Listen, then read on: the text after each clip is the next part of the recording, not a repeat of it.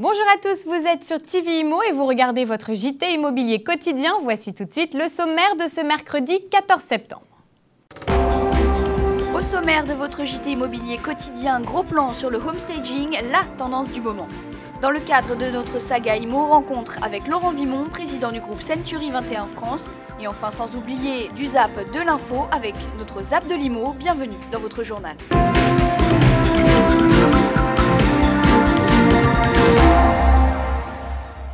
Le home staging, si vous ne connaissez pas, c'est une astuce qui pourrait bien booster la vente de votre logement. Un relooking de choc mené par des spécialistes de la décoration. C'est un reportage de Léa Maman. Vendre son appartement ou sa maison en pleine crise de l'immobilier est devenu de plus en plus difficile. Si certains propriétaires peuvent se permettre d'attendre des jours meilleurs pour mettre en vente leurs biens, d'autres n'ont pas cette liberté. Plusieurs émissions comme celle de Stéphane Plaza, Maison à vendre sur M6, proposent un nouveau concept, le homestaging. Dans le 11e arrondissement de Paris, Sylvie Lermite est en train de terminer un appartement. Nous faisons la course, la chasse aux détails qui gênent et nous essayons d'extrapoler pour aménager le bien immobilier dans ses meilleures conditions pour qu'il donne toujours ce fameux coup de foudre et qu'il soit sous un jour le plus neutre possible afin que tous les acquéreurs éventuels puissent bien se sentir dans ce bien et se projeter dans ce bien. Dépersonnaliser l'appartement, le rendre plus attractif et plus séduisant, rien n'est laissé au hasard pour convaincre les acheteurs potentiels. Là, je suis impressionnée de voir ce blanc immaculé, c'est tout blanc, c'est tout lumineux. Ça prend un espace qu'on ne soupçonne pas du tout après de prime abord, enfin, avec l'état de l'appartement avant. C'est vraiment impressionnant de voir ce qu'on a pu en faire. Des études américaines ont prouvé l'efficacité du homestaging. En 2010, un bien mis en valeur par cette méthode se vend 5 fois plus rapidement. Et sur 2000 agents immobiliers interrogés, plus de 90% d'entre eux recommandent l'utilisation du homestaging.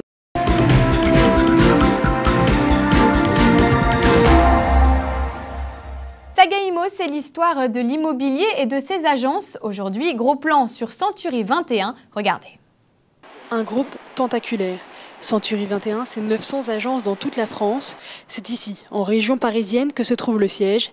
Didier André est aujourd'hui le directeur général, après avoir gravi tous les échelons. Chez Century 21 France, on aime bien les gens de terrain et j'ai commencé mon parcours dans l'immobilier en créant une agence immobilière que j'ai dirigée pendant une quinzaine d'années avant d'arriver chez Century 21 France au poste de, à l'époque, directeur adjoint de la communication, puis directeur de la communication. Et depuis maintenant 5 ans, j'en suis le directeur général adjoint. L'enseigne existe depuis 24 ans en France. Aujourd'hui, son taux de notoriété atteint les 88%, un vrai score. Au siège, nous gérons la communication nationale en mettant en œuvre une politique de communication à travers les grands médias, comme la télévision ou avec des spots classiques. En ce qui concerne les agences, leur communication, elle se doit d'être bien sûr relayée, le relais de la communication nationale, mais surtout très axée localement. C'est-à-dire qu'on va peut-être utiliser ici et là une campagne d'affichage très locale, en centre-ville, également des magazines. Nous éditons d'ailleurs pour le compte de nos agences et de leurs clients un magazine spécifique qui s'appelle C'est le Mag, qui est mis à la disposition gratuitement de nos clients. Au total, ils sont plus de 6000 collaborateurs en France à s'assurer des transactions immobilières de leurs clients, à l'image de Michel Krasnowski, agent dans le 12e arrondissement de Paris. Le nombre de transactions que nous réalisons chez Century 21 Chorus, c'est de l'ordre de 8 à 10 transactions par mois. Néanmoins, sur des mois un petit peu plus creux comme août et septembre, on est peut-être sur 6 ou 7, mais en moyenne on tourne entre 8, 10, 11 transactions par mois. Au total, en 2010, Century 21 a enregistré près de 50 000 transactions ventes.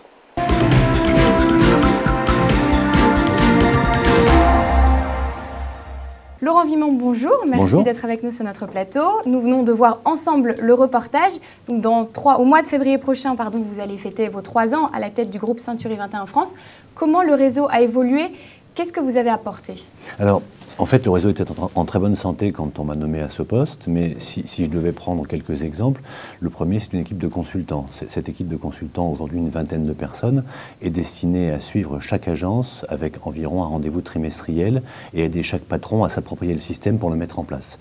Ensuite, on a intégré, il y a maintenant 1 an et demi, une stratégie Internet qui consiste à proposer à chaque agence son propre site personnel sur lequel elle peut poster de l'information sur sa ville, sa commune, pour informer ses clients.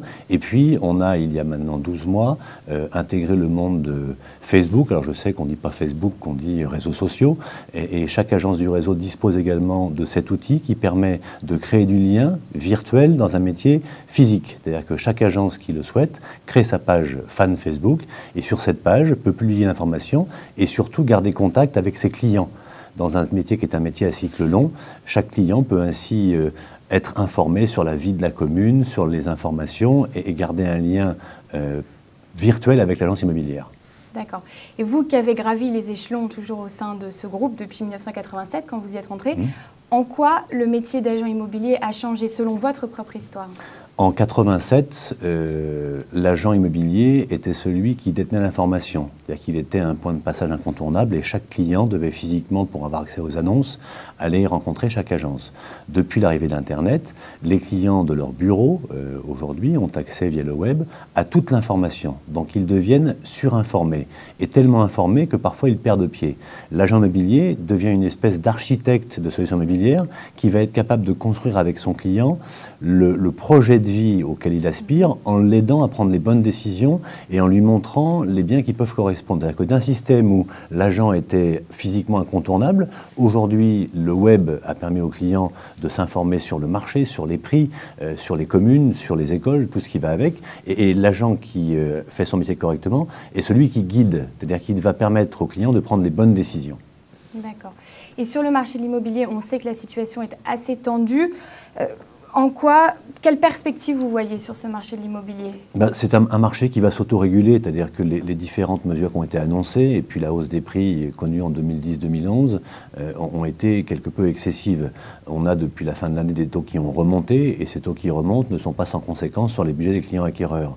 Le marché étant arrivé, à mon avis, au maximum de son prix moyen, on va voir dans les mois qui viennent une première étape qui est une contraction des volumes de vente, c'est-à-dire que les vendeurs souhaitant mettre en vente souvent un peu trop cher, les ventes vont se bloquer, donc on aura moins de transactions. Et ce phénomène de blocage des ventes va entraîner, dans les 3 mois qui suivent en général, une baisse des prix. Alors baisse des prix, c'est une baisse comprise pour moi entre 1 et 3% et qui sera différente d'une région à l'autre. C'est-à-dire qu'on n'est pas sur un marché homogène, on est sur un marché en peau de léopard avec des écarts forts entre les régions.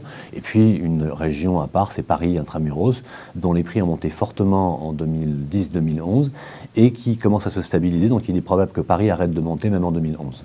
Est-ce qu'on peut parler d'une crise majeure quand même ou pas du tout ? Non, absolument pas. On est sur un marché où il manque 1 million de logements et où l'offre faible est en face d'une demande qui est extrêmement importante.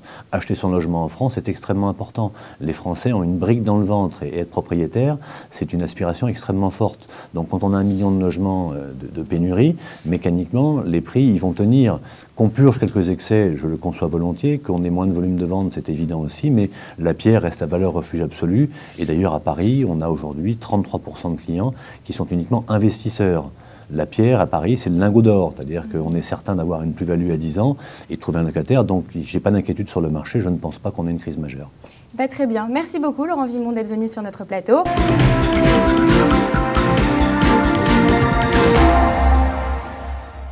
Tout de suite, du zap de l'info, c'est l'heure de votre zap de l'IMO. Nous, dans cette maison, c'est qu'on a beaucoup de luminosité, on a beaucoup de transparence et on peut faire un tour sur soi-même, on voit toujours de la verdure.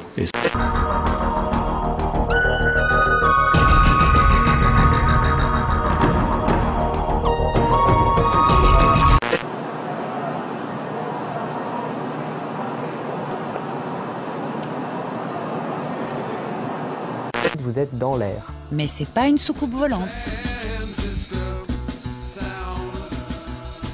Mais c'est aussi un dépaysement temporel. C'est une faille spatio-temporelle. Quoique.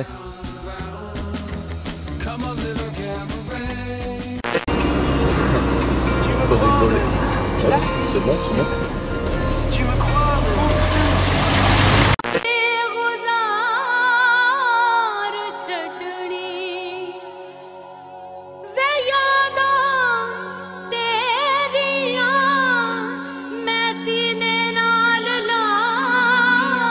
You know decoration, you love painting? I know I'm terrible at decoration. Terrible? I really am. That's why I sing, because I can't paint. Okay. I could do an image for you. An image? I'll do a little smiley face. Oh, if you want to. Okay. If you want, you've got draw. Voilà, c'est la fin de votre JT Immo. N'oubliez pas que vous pouvez retrouver tous les services liés à l'immobilier sur TV Immo. Quant à nous, on se retrouve demain pour un nouveau journal de l'immobilier. Restez connectés, à demain.